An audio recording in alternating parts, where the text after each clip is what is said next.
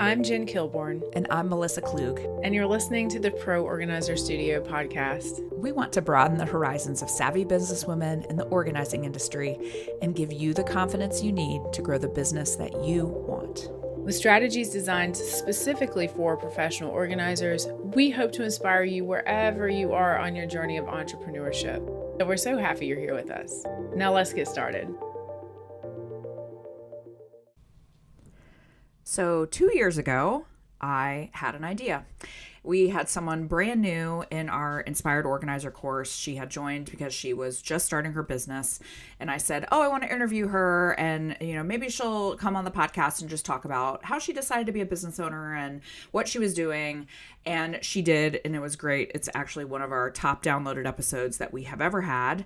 And then a year later, almost exactly to the day, I interviewed her again to hear how that first year went.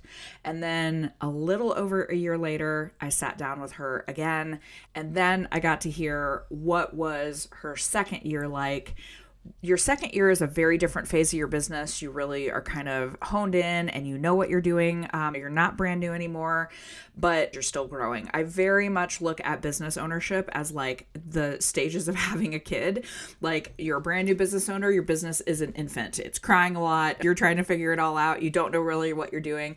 Then when your business baby is a year old, you start to know a little bit more. They're walking, they're starting to talk. They're definitely learning. But in the second year, you know your baby really well at that point. You know their moods, but they're still a little kid and they still need your help and they still need your support. So anyway, I am thrilled to bring you my friend Kim Snodgrass of Rustic Home Organizing. She is going to be talking to us in 2 episodes about what her second year has been. And I said it before when I did the 2 rewind episodes of Start Out and her first year recap.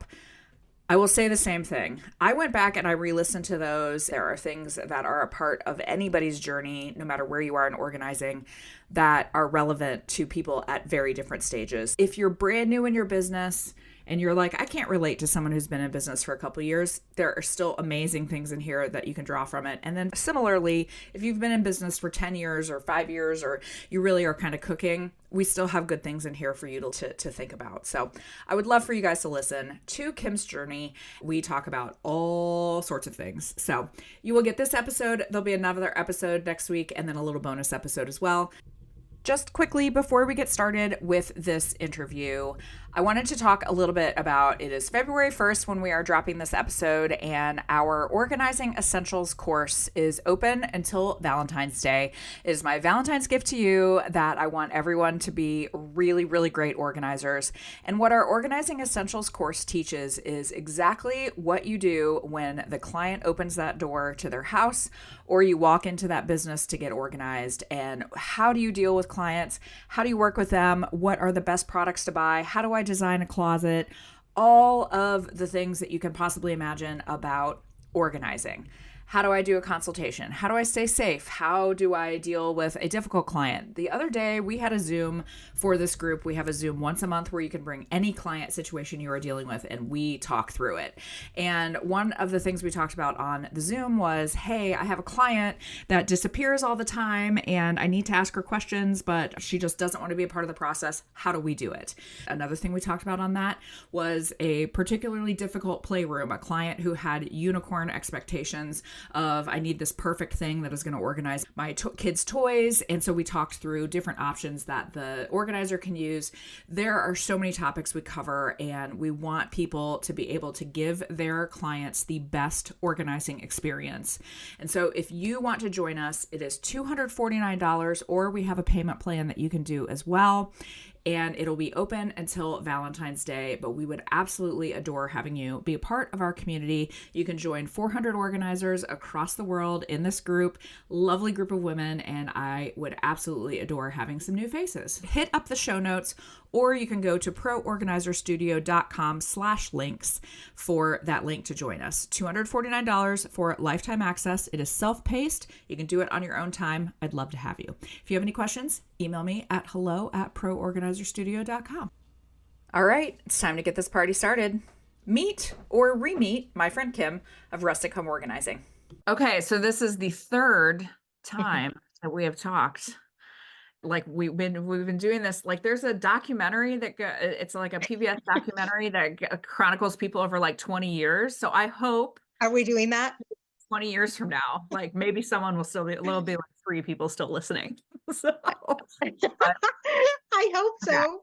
It'll be you and me and one other person. That's right. Yeah, just one other person left, but we'll still be chatting. But I wanted to do this. You're so gracious that every year you are very nice about, yeah, sure, I'll talk to you again about like how this year went.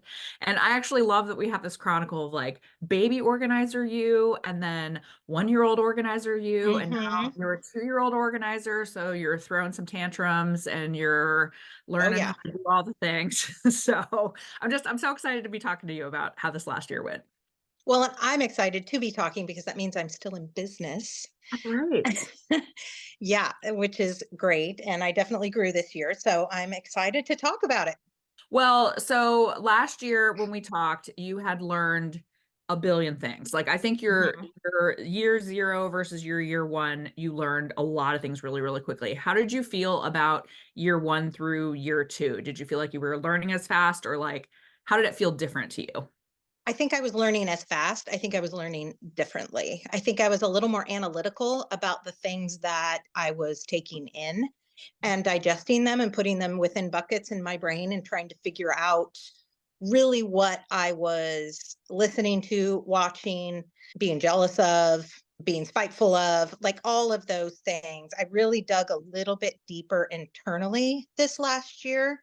And I think that's the biggest change in how I learned.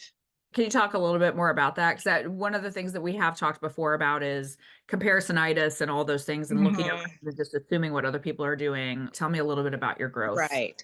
Okay. Number one, I'm gonna turn back around to social media because that has been a learning curve for me, and it has somewhat evolved. And I think it has found its place in my life and in my business finally, which is something that I want to pass on to anybody getting into this business, is how social media is going to be a part of your life. It doesn't have to be a part of it, as we've talked about, but for me, I have decided to let it be a part of my life and my business life.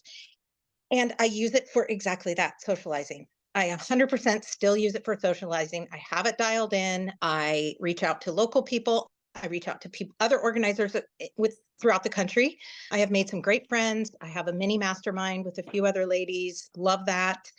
I will continue to use it that way. I support other businesses, whether they are selling flowers, baked goods, chiropractic care, whatever it might be. I am always reaching out, always making mention of them if I can, letting them know behind the scenes through a private message. Hey, I just saw your post. That was really cool.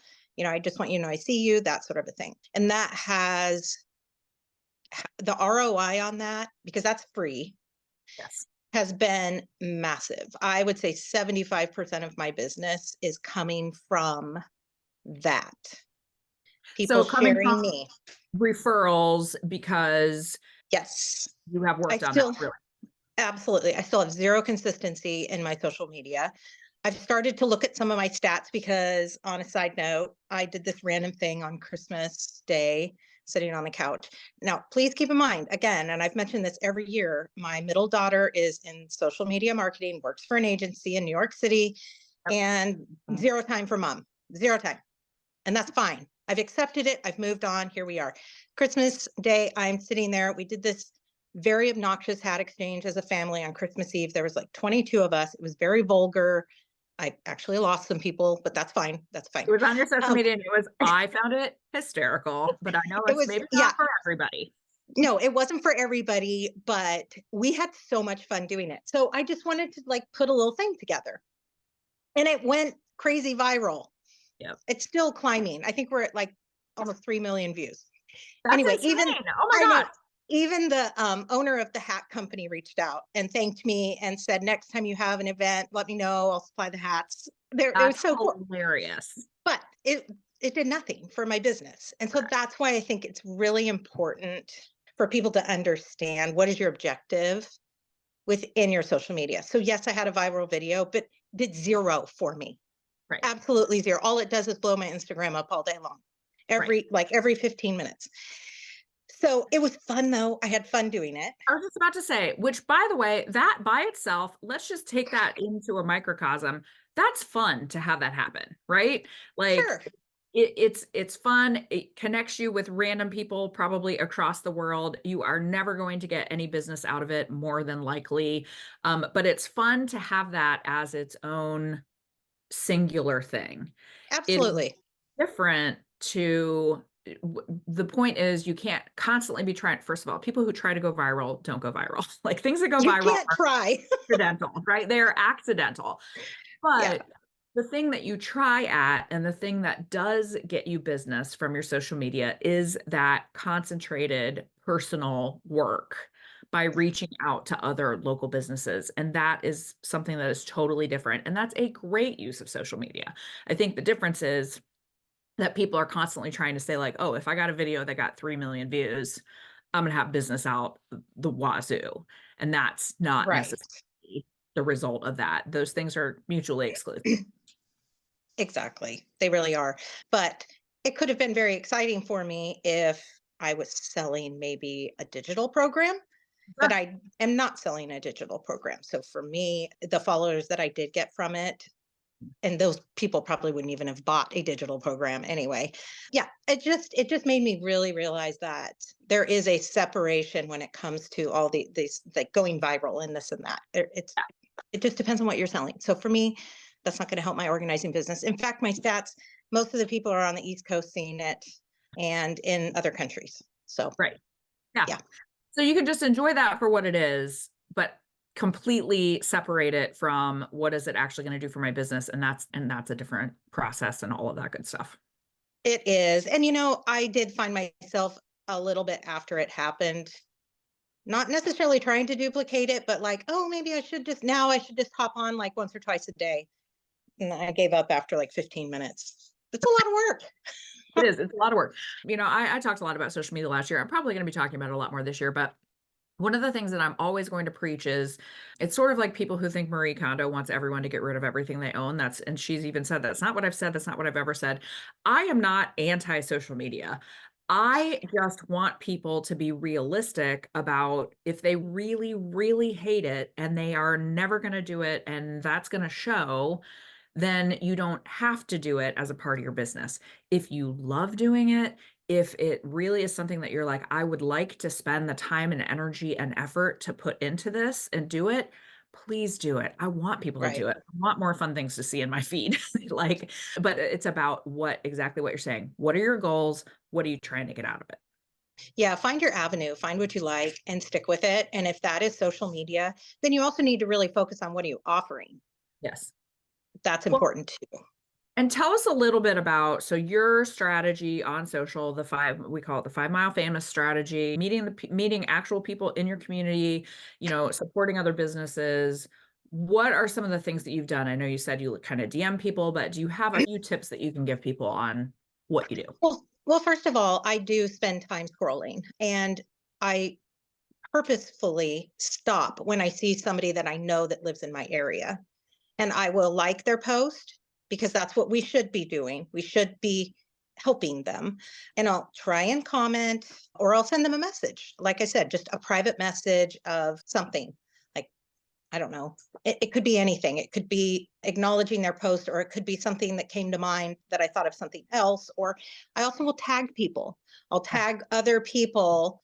Like my daughter's getting married in August. So there's, a lot of people in my area that do things that have to do with weddings. So I'll tag Courtney in it and just say, hey, this may be for the wedding, because that helps them as well. That helps Totally. their all of that. So I'm not just socializing and networking, I'm helping them. I Yeah. want to help them. I want to make comments. I want to share. I want to save, that kind of a thing, because I know that that will help bring their page a little closer into the geographic area that it needs to.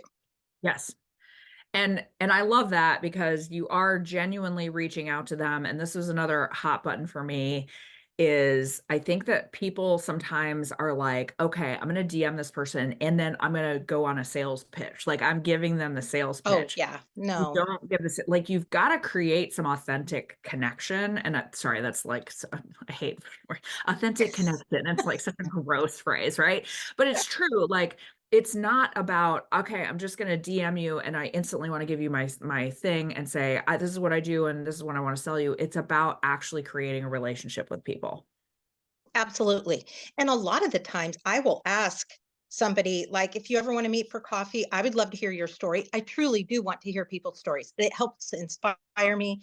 It helps get me to overcome some obstacles that might be in my way. I never try and pitch myself. Yeah. I don't ever pitch myself, ever. They might ask me questions and that's fine, but I really do try and keep it on a personal, make it a personal relationship. And I do that authentically. I truly am not trying to snake my way in anywhere. I love now when I go places, I always see people I know, Yeah. always. Which is Um, awesome. and and people will stop me and ask me, or, oh, I saw your story the other day. That was so cool. Loved what you did. That to me, so that to me is what social media has done for me and how it is still going to continue to be a part of my business. And at this point, I don't intend to grow it anymore or put any more effort into it. Yeah. Can you do a little bit? So I think a little extension of what your social media strategy has been. Can you talk a little bit about networking? So one of the things that I did is I went back and so you and I have worked together for a long time. And one of the things I did is I went back through all of our texts from the last year. And one of the things that really stood out to me was you had sent me a screenshot of someone asked for an organizer and all of these people were like, Kim, Rustic Home Organizing, Kim, Rustic Home Organizing. Like you got recommended like 5 different times in one screenshot and you said, this is why I network. That was your text. So tell Yes. me a little bit And, more about that.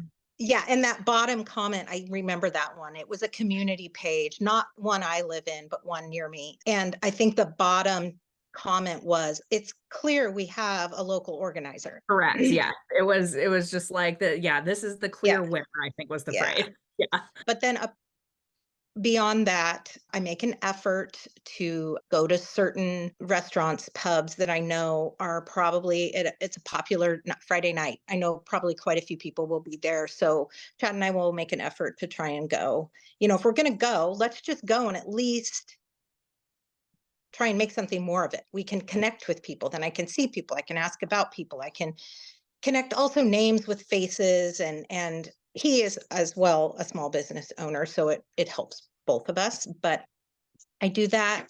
I try and sponsor some of the sports teams, the young kids. I go to any networking event that I'm invited to. Anybody invites me to. Went to one last night, which was amazing. The chamber, I still do chamber. I'm in a couple chambers. And then I try and hold classes.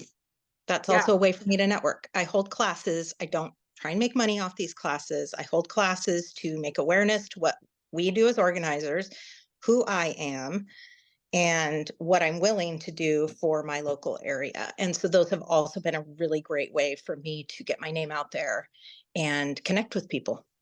Yeah. But everything that you're saying takes work and Oh, it a lot. takes effort. Mhm. And it takes, I know as I was joking last night, I had 2 different social events that I had to go to last night. And I was like, this is 3 more social events than I usually do on a weeknight, right? Yeah. And so for someone like me, who it's more of a stretch for me to, go out and do it, there might be people that are like, oof, that sounds like a lot. But what you get in return is immeasurable. Yes. And when anytime I'm invited to something, a party, an event, I really make effort to go, not just for the networking part. That's a big part of it. But I'm also have now obviously gained a relationship with somebody that they want me enough to be able to come to their event. And I want to respect that and realize that that's all my hard work that got me that invitation. Sure. And I need to go and enjoy it. But very, very rarely does any of my networking ever have to do with pitching. I will have people, oh my gosh, I thought of you the other day when I was cleaning my pantry. And do you have a picture? I do. Oh, you'll look at it right now, and we'll look at it and I'll just throw a few things out. Uh, Never am I pitching or trying to get into somebody's house. It's just planting the seeds. Mhm. And Yeah, that is it. And that's all that needs to happen. And I think that we're constantly being sold now, constantly. And we're going to always. talk about that in a little bit, but we are constantly being sold things on social media, in the world, on TV, on, wherever we are, we're being sold something. And so even when you're just watching a TV show, like how many things are like, oh, we're going to drive this Buick, whatever, like it's constant. So I think it's very refreshing when you are, in fact, not trying to sell people things. I just think that you are doing the right thing and planting the seeds, and please do not go overboard on the selling part. As someone who Oh, gets yes. constantly and often very poorly. And yes, we all get pitched, and you just have to be so careful. You could get pitched at the wrong moment, and Yes. you're $1,000 in, and you've got zero ROI on it. Or $10,000 in, That or too. I have not made that mistake yet, but yes. I can see how it's possible. I've come Yeah. close. One of the things we talked about the last couple of years is confidence. So the person that is sitting in front of me right now on this computer screen, 2 years ago, I think your confidence was like a -4, right? And now you're like, Probably. I'm out talking to people, I'm doing presentations, I'm doing all of this. How did you build up to that? Sure. My confidence journey has definitely been a journey, and it was very low when I started, and it slowly built. That first year was a slow build, but I definitely gained a lot of momentum. And I think this year, actually, I went backwards a little bit. Second quarter, I actually had a moment of, I don't think I'm going to do this anymore. I need the consistent income. Started applying for jobs and got an interview, and then just changed my mind. My family once again talked me off the ledge. And that was in May. And then by June, you and I've talked. I had June, July, August, September were my biggest months. I didn't even know were possible. Right. So I had a little slip, but I would say that after that, June, I was flying pretty high, probably a little too high. Yeah. I think the adrenaline, I think everything just thought, oh, this can never slow down now. The phrase, you girl boss too close to the sun. Yes, A little bit like that. yes, exactly. And so then I had in October, I was full. November, I was booked. And, I'm building a studio on my property, and I put a bunch of money into it over the summer, thinking this was an endless supply coming in. Yeah. And I had cancellation after cancellation in November. My November went dry. And my confidence got hit hard. Not just my confidence in my clients, but my financial confidence got hit really hard. And I'm glad it did, because this year has been a little bit of a different focus for me. My word of the year is patience. And last year was intentional, but it helped ground me a little bit. But when I did get hit, I didn't get hit all the way back to -4. I got just a quick bruise, and I rebounded, and I'm feeling more and more confident. And I'm learning how to be confident even when the money and the clients aren't coming in. Yeah. And I think that is just something that's going to evolve. And I would say to new people just starting, to not expect too much from yourself, but that confidence, always working on your confidence, is definitely going to help your business 100%. I also think so. As the word that I wrote down when I was going through the text was actually whiplash. And here's why. Because I think you had some times where, like you said in May, where you were like, that's it, I quit. And then 2 weeks later, you're like, I'm fully booked. I can't even talk to you. I mean, like, It that's real. still happens. I have the receipts, you guys. Like, I'm fully booked. I can't even talk to you. And then it was this hilarious progression of, I'm feeling really, really low. Wait a minute, I'm fully booked. Wait a minute, I just had my first $10,000 month. And then there was a month where you were way above $10,000. And then I was fully booked, and now I'm not. There is some of that. Businesses peaks and valleys, and that is something that can be a real hit to confidence. So I think the cool thing that I've seen with you is that you don't take the peaks and valleys as seriously personally. So the peaks and valleys are happening, but you're a little bit steadier through the peaks and valleys, if that makes sense. Yes, it does. And that's a really great way to put it. And I think that to anybody starting out, to not expect that of yourself right out the chute. You've got to allow yourself to get some calluses. And I can see now why a lot of businesses fail after the second year, Yeah. because it's a mind game. There are so many moving parts and so many things to navigate and work through. So, yes, my confidence is getting bolder because I am able to see each obstacle as a learning opportunity and for me to gain an even stronger foundation moving into the next year. What do you think that you will feel like this year? So we're in 2024. Do you feel like you're ever going to get to a point where you're like, I got it. I've nailed it. I'm always going to be figuring things out. I would like to say I'll get it, like just it'll just work on its own, but it's evolves. It's going to constantly have to evolve. And I'm going to have to change things that I do and my approaches, and the way I network might have to change. It's always going to take a pivot to keep the business going. It's not just going to autopilot ever. And What there's kind lots of programs out there that will tell you that you can autopilot your business for a of lot it? of money A and you will lie. make $100,000 a month. It's And a lie. I'm sorry, but for anybody to think that you only have to work 2 hours a week or 3 hours a week or a half hour a day, it's not realistic. And you can force your way through. I mean, I do think that's a good point of there are definitely ways you can run your business where you say, I can really only devote 3 hours a day to it. Cool. Well, then here's the reality of what 3 hours a day looks like versus Mhm. here's the reality of 5 hours a day. Or there are organizers that due to schedules or due to kids can say, I can only take one client a week. That's all I can do. Then there have been people that have come to me before and said, well, I can only do 2 sessions a week, but I want to make six figures a year.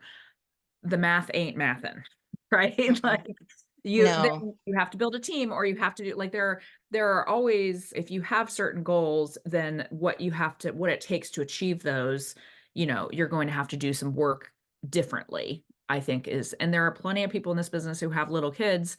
They just have to work differently. They might have to work after they go to bed or before they wake up or while they're Yep. napping, or it's just a different way to work. And if there are people making 100K a month working 3 hours a week, there's a backstory going on Yeah. there's more to the big picture. So there's definitely some traps to be aware of. Yeah. And like I said, fortunately, I haven't fallen into any huge traps. I've fallen into some small ones, and it's really important for me to stay on track when I do have a downer day. Yesterday, I had a downer day. And Yeah. man, I kept thinking, oh, that one person that does marketing, I bet she could just fix all this for me. It's worth the $5,000. I'll just do it. Yeah. Here's my experience. Everybody can take it or leave it. Because I have been in very expensive programs and I have been in very inexpensive programs and everything in between. And Jen, who's the founder of Pro Organizer Studio, would tell you the same thing. She's been in very, very, very expensive programs. I know people who have been in $25,000 programs and people who have been in $200 programs. This is a weird thing, but the more you pay for a program, often the less you get in return. The person that I know that was in a $25,000 program, I just remember her saying, I spent all this money and I got more out of doing one, Inspired Organizer for $997. And this was long before I was involved with Pro Organizer Studio. This is not a sales pitch, but some of those huge, huge, expensive, big ticket programs, you think, oh, this is going to solve all of my problems. And in fact, they solve very few problems. That is true. And I know we've kind of segued into this maybe Yeah. prematurely, Right. and you did not ask me to give a plug to Pro Organizer Studio. But what I will say about Pro Organizer Studio, when I found you, it was on YouTube. It was not on social media. It was on YouTube. And I watched video after video after video. I listened and I thought, okay, it wasn't off a pretty picture made on Canva with Yeah. a 5-second reel. It was video after video after video. It was emails to you asking questions. And it was a dollar amount, not monthly, not yearly. It was a dollar amount, and you're in, and you just have this ongoing community. And that, to me, is what buying a course online should be. I mean, that's my opinion, but I think there's just a lot to be aware of out there for a lot of promising and under delivering and overpricing, especially on the social media Instagram train. It's so easy now to have, and I mean, we all fall in this trap. I'm a very cynical person because I know from the inside, like what some of these programs are and what some of the Mhm. people are. And like, I am a big proponent of, by the way, if you're thinking about one of my programs, ask me a lot of questions and hammer me with questions about what are your credentials and what are you going to teach me and what are you going to give me, and make sure that I'm going to deliver the thing that you need. But it is so simple for someone to just put a shingle out on Instagram and give you all sorts of things. The one thing that I see in my feed a lot are people that are trying to sell me on, like, I made $1 million last year selling courses and I only worked 2 hours a day, sort of like what you're saying earlier. And I'm like, show me the receipts. I want to see the tax return that says you made $1 million last year. I could tell you I made $1 million last year. That does not mean that it's true. Exactly. I also feel like Instagram is when you go to Disneyland and everything is triple the price. Yes. Like a soda is like $12, but you get the cool little souvenir cup. Yeah. I almost feel like that's what Instagram is. There are people that will do your books for you. They'll do other things for you, but they have this Instagram price tag on them. There's a lot of caution to be put out there on a lot of these things. And if you are interested in a certain professional service and you're attracted to it on Instagram, take some time, do some research, and see locally, is there somebody in my local area that can help me? So I'm not just having this person over here in who knows what state and if she's actually doing anything or not. So yeah, again, that personal connection is really important to me. So if I'm going to hire anybody, I've got to talk to him. I've got to see him. We need to have all the conversations. And just asking questions. Just Yeah, a lot of questions. questions. Make sure Mhm. that you know what you're getting. And that goes for anything. That goes for any service. I'm not just talking about coaching services, but I would like people that want to hire me for organizing. I had a woman the other day who drilled me with questions. And what it was really funny too. I was actually laughing about this with my family. I'm sure they'd be thrilled that I was telling this story. But one of the things she said is, well, I just need to know that you're comfortable working with people who have anxiety. And I'm like, girl, I live with 3 people and a dog that have anxiety. Like, yeah, I'm comfortable. Yeah. Like that's the easiest question I've ever had to answer, right? But she was asking question after question after question because she just needed to make sure that I was the person for her. And by the way, I wanted her to make sure I was the person for her. Hmm. So asking Hmm. those questions, especially if you're about to spend a lot of money, is, I think, incredibly important. Yeah, and another a piece to all of that is, and we even do it in our community. We talk about raise your prices, raise your Yes. prices. Yes, I agree that you need to figure out what your market is and price accordingly. But I also caution to not overprice. Do not overprice yourself, Totally agree and with don't price yourself. Don't put a price tag on yourself that you aren't ready for, because that will backfire. And I have found myself, I came close to inflating myself more than I needed to because I got stuck on a train of something. But I reeled it back in. I did raise my rates, but I raised them to what comparable organizers are doing. I don't have anybody near me. I have some like 45 minutes away, but not overpricing yourself for your community as well, that. depending on your community. I mean, I guess there's going to be some areas where you can do that, but There is a sweet spot of pricing. And the thing that I will always say about pricing is, I am going to tell you to raise your prices because so many people are underpricing themselves so dramatically. Like if your pricing is yes. 30 or $40 or $50 an hour, I mean, and I don't care where you live, there are very few communities that you can argue with me can't support at least $75 an hour for an organizer. But I totally agree with you. There becomes a time where you're like, okay, let's also be realistic. Like, yes, Gucci is allowed to charge $6,000 for a purse. The number of people who have those purses, it's very small. We need to be smart about how we're pricing. And there is a sweet spot of, you can get a client, your ideal clientele, and do very well financially and be able to cover all the things you need to cover, but not lose everybody, for sure. And yeah, exactly. Tell us a little bit about your pricing journey, because I know that's something Oh, that you've yes. gone back and forth on. So give me the good, bad, the ugly of the pricing journey. Well, first, my pricing started with a dozen eggs, and I Yeah. think you scolded me for that, but that's okay. Were they good eggs though? They were, well, of course, they're fresh eggs. Fresh eggs, right? They were pretty too. They were like blue and brown. Anyway, Ooh, my pricing journey, I started off thinking I was worth a lot more than I was. I yep. thought I was going to be charging, I'll just throw dollar figures out there. Yeah, sure. That's kind of my other thing this year is we don't talk about money enough and I dollar amounts, totally and agree with you we on need to. So I thought I could start off at $125 an hour. that. Mhm. I just thought that's what I can make. And I remember you asking me, how are you going to feel when you say that to your first client? Yeah. And I remember saying, not good. I don't know if it'll even be able to come out of my mouth. And so you said, what sounds good to you? What can you confidently say What can you that say you're, without backing off of it? Mhm. And my first thought was $55, but what came out of my mouth was 75. And to be honest with you, those first 3 months probably should have been $55, but I did do an intro rate. I reached out to quite a few people I knew that said, hey, if you have anything you want done, it's $50 an hour. So I probably should have just had that on my website from the beginning, but I didn't. And then I found myself those first few months in business, I would go onto my website, change it 65, change it 75. Nobody probably ever saw me going back and forth, but you could see that I was playing mind games with myself. And I finally stuck with $75 an hour for my first year. And then I stayed $75. I got cocky once and raised it to 125 again, not Yep. telling anybody. I just went onto my website Yeah. and lost sleep. Next morning, popped on there, moved it back down. And then I made an announcement in October after I had such a great summer. I did some number crunching and how much time I had put in. And I looked at other organizers and talked to other local organizers, which again, that's another thing. You've got to make friends with your people.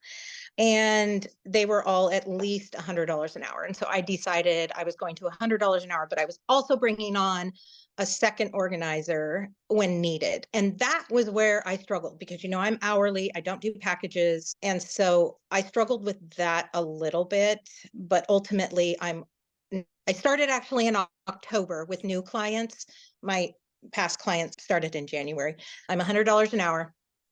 And then I am $75 an hour for my second organizer. So I'm 175 an hour when there's two of us and we bust ass. Yeah. You We work really work hard.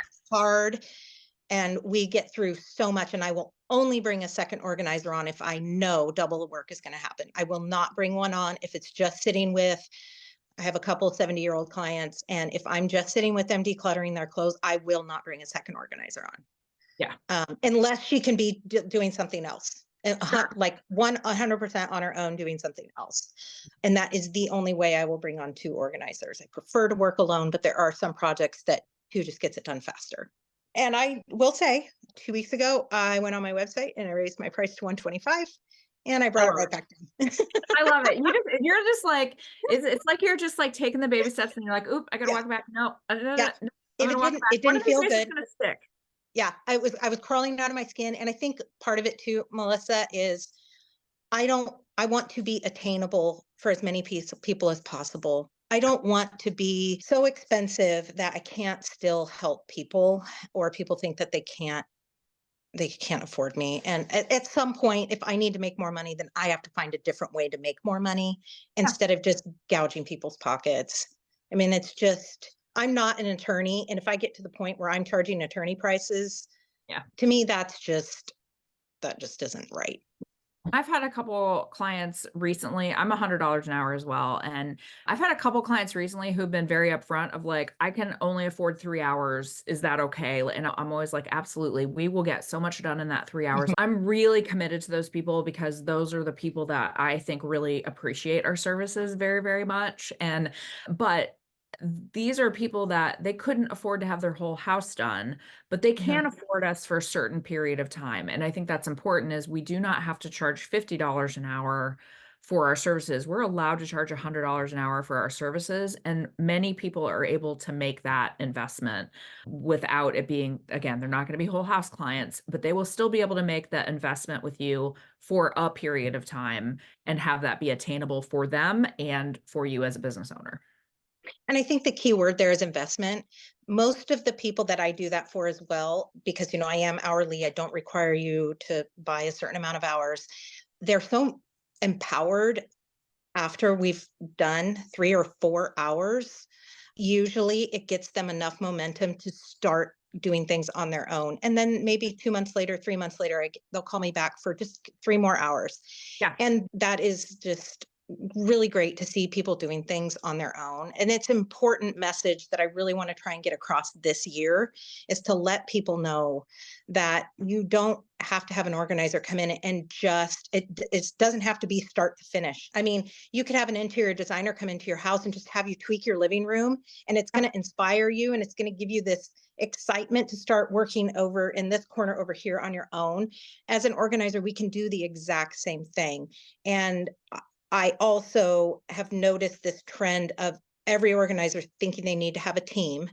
And I think that is great. If you have figured out the business model and you have the clientele and you have the bandwidth to manage all of that, by all means, 100%. But I do believe that there is a place for teams and there is a place for solo organizers, and finding out which one you are is important. I automatically thought I had to do a team. And I thought this summer, with all the business I had, I was going to have to do a team. But I quickly realized that I don't want that. I do want to have a second person that I can call in that I trust. And I have that, but I don't want a team. I don't want to manage a team. I still want to be able to do one-on-one with the clients that I attract and the ones that I have the most fulfillment with. This is one thing that I feel so strongly about. Is this is another one that I just think we get a little poison from social media, is we have this view that in order to be successful, you have to do blah, blah, blah, blah, blah. Like, you constantly have to be growing. You constantly have to, if you start to get booked out, then you have to build a team of 12 people. And I will shout it from the mountaintops. You need to know yourself Mhm. than anything else. And like we said earlier, there are trade-offs to everything. So if you want to make $250,000 a year as an organizer, you are going to have to figure out team dynamics. But if you know yourself, and I know myself, I like working by myself. I like being a solo organizer because that's what I prefer. Those are the clients I prefer to work with. I like getting into the psychology. Not everybody does. Mhm. I like getting into hey, I can do this project on my own. That works for me. It might sound terrible to someone listening to this who's like, oof, I don't want to do that. That sounds awful. You have got to know yourself and then be honest about, this is how I want to build my business. There is no one path to do it. Your path is not my path, is not the person next to me. You've Right. got to know what works for you, and you cannot be swayed by, well, what everyone else is doing. Because I will always argue, you never know what someone else is actually doing. You don't. And I'm gonna, like I said, I'm gonna continue to do the way I am. I love that. If I decide I have a certain amount of hours every month that I try and achieve, and if Mhm. I want to clump those into 2 weeks and take 2 weeks off, then I can. And I can change that whole thinking the next month. I can spread it all out. I can't do that if I have a team and I have other people that are relying on me. And I just have found that that's just way too important for me. And I just have I make my clients almost like my friends. I make it very personal. And like, we just had all this ice, and I'm working with, like I said, a couple older ladies, and I call them, made sure do you need anything? Because we have vehicles that we can get around in. I can go to the store for you. I mean, of course, I'm not charging them, just Yeah. making sure that they're good. And they love that. And that Yeah. we just, yeah, I care for them. I really care for them. I care for my clients a lot. I really do. And the ones that I don't, they're not my clients. And I will also say that, so you and I are similar in terms of how we approach a lot of things with our clients. You might be listening to this and going, that sounds like the worst thing I've ever heard. I don't ever want to hear from my client after the time we're together. Yeah. I am not buying my client groceries. I am not, like, that is also totally fine. And you can also say, I'm going to charge $200 an hour because I only want to work in $3 million and up homes. But there is a spot in this industry for everyone and every way to work. And there are some people who hate doing decluttering, and there are some people who hate a messy basement. And I, I would rather not make a beautiful pantry. And there are people that think I'm crazy for that. So there is room for all of us. There really is. And I love that. And I really want all new organizers coming into this to know that. I also want them to take it seriously because it's a really empowering job. And it's important to take it seriously and give it the time and the attention and the skill that it needs.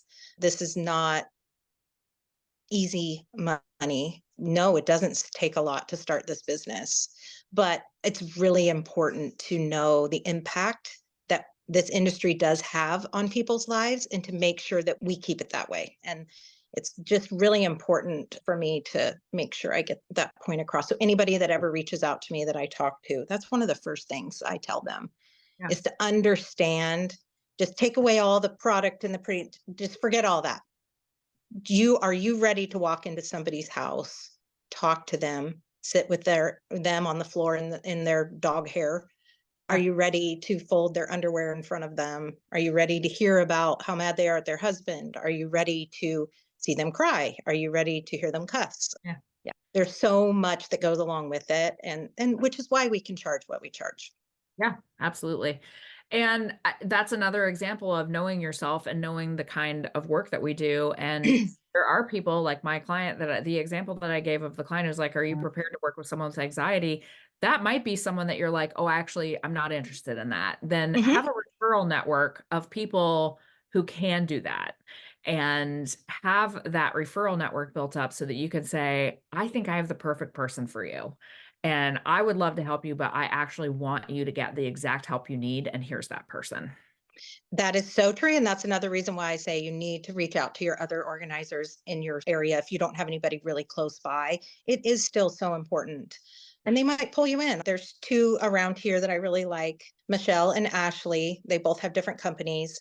And Michelle brought me in on one of her jobs to help in November when my schedule got kind of weird. And that was great. And she was an open book about things. We talked about things. And I've referred a client to her that I just knew wasn't a fit for me. And then there's the other gal, Ashley. She has a little bit of an upscale. She levels up. She has her contractor's license. It's really cool. Oh, that's So cool. cool. So anybody that just I know is going to need just that extra, even though I have Chad in my back pocket, he runs his own business.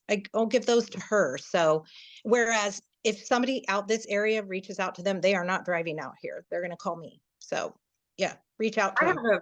I have a very treasured client who I have been working with her for many years. I love her. She loves me. We do projects together every few months. She'll just say like, hey, I need a refresh, whatever. I worked with her dad one time and he could not be more different than she is. And I like to be as flexible as possible. And I work with a lot of different personalities, but I have a similar way of working to you, which is I work fast. I had a client one time that's like, you work like a demon. And I go, thank you. That's a compliment. It is. But and by the way, I can flex when I need to, but in general, I feel pretty strongly that I want to get as much work done as possible. That was too fast for this client's dad. And she was very, very upfront with me. She's like, I love you. You're exactly perfect for me. You weren't perfect for my dad. Could you recommend someone? It did not hurt my feelings. I was not sad. I was like, I'm glad that you were able to say to me, hey, could you help me find someone for me? Because I care about her and I care about her dad.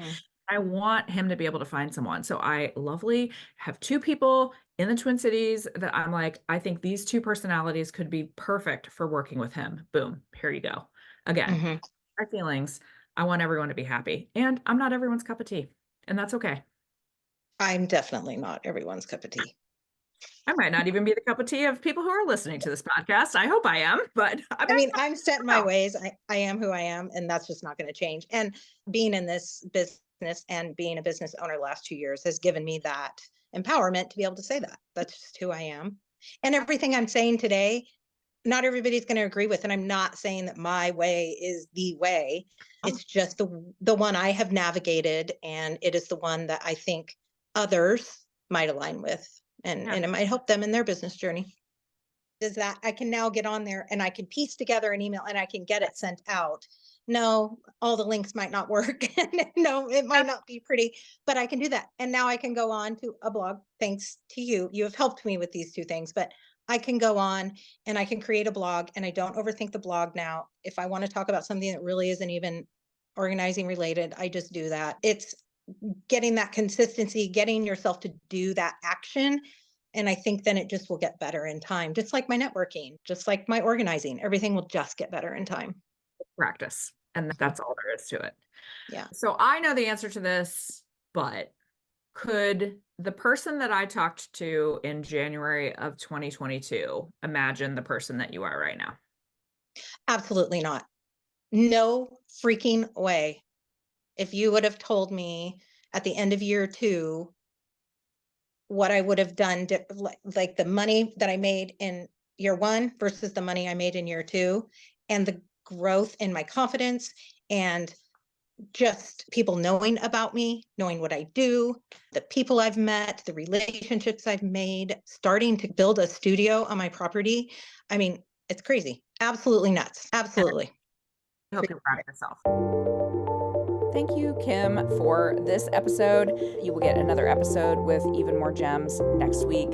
But thank you for joining us on the Pro Organizer Studio podcast. If you have any questions for me about our programs or any way that we can help you grow your organizing business, I would love to talk to you. hello@proorganizerstudio.com. And I hope you have a great week, organizers.